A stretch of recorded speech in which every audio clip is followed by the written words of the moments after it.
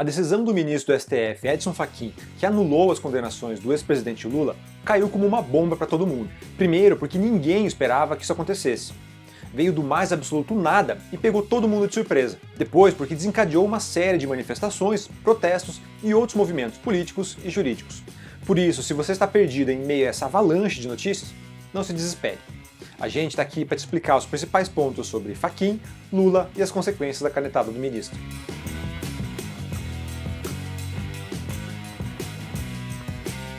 Bem, antes de qualquer coisa, a gente precisa entender o que a decisão do Fachin significa na prática. Embora ela esteja sendo vista como uma vitória para Lula, ela não inocenta o petista. Na verdade, ela dá uma espécie de reset em todos os processos, levando tudo a estaca zero. Isso porque Fachin entendeu que a primeira instância da Lava Jato no Paraná não tinha competência para julgar o caso. Para o ministro, Lula deveria ser julgado pela Justiça Federal do Distrito Federal. E é para lá que os processos vão. Só que ao fazer isso, as condenações do ex-juiz Sérgio Moro no caso do triplex do Guarujá e do sítio do Atibaia deixam de existir. Então, na prática, Lula deixa de ser condenado e volta a ser ficha limpa.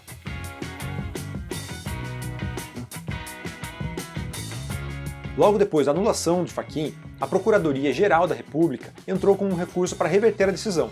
Só que a chance disso acontecer não é muito alta não. Esse recurso vai ser julgado pela segunda turma do Supremo, que é composta pelos ministros Gilmar Mendes, Ricardo Lewandowski, Carmen Lúcia, Nunes Marques e pelo próprio Fachin. A princípio, a decisão fica com eles, mas pode ser que algum deles peça para que o caso seja levado a plenário. Aí, todos os 11 ministros vão definir se mantém ou não a anulação das condenações. Só que a tendência é que a coisa toda fique mesmo na segunda turma, e com uma decisão favorável a Lula. De acordo com juristas ouvidos pela Gazeta do Povo, é pouco provável que a canetada de Fachin seja revertida pela turma, principalmente porque o próprio Fachin é o responsável pela condução dos atos e decisões da Lava Jato.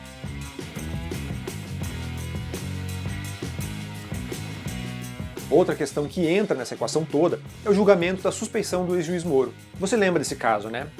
Segundo a defesa de Lula, Moro não poderia conduzir o julgamento do ex-presidente porque agiu de forma parcial no caso do triplex. Quando a decisão de Fachin foi publicada, muita gente imaginou que esse caso ia ser enterrado, por perder relevância jurídica.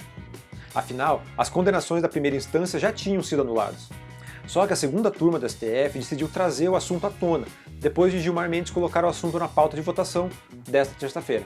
E o que isso muda na prática? Bem, caso o Moro seja realmente condenado, aí as provas contra o petista ficariam anuladas, e não seria apenas o caso que votaria estaca zero, mas todas as investigações. Até o momento em que a gente gravou esse vídeo, o julgamento ainda não tinha terminado, mas você acompanha a cobertura completa sobre o assunto aqui na Gazeta do Povo.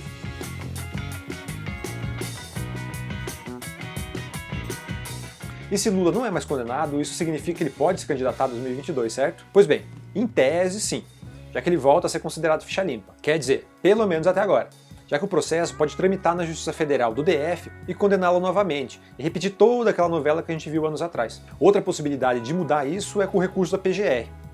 Caso a Procuradoria consiga reverter a decisão de Fachin, Lula volta a ficar inelegível. Só que, por enquanto, o que temos é um grande rearranjo no cenário eleitoral para 2022.